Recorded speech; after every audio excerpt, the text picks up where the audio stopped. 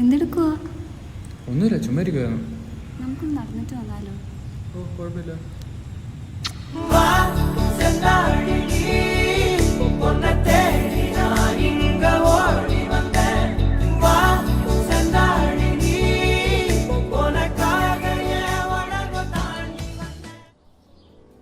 അജു, എനിക്ക് നിന്നോടൊരു കാര്യം പറയാനുണ്ട്.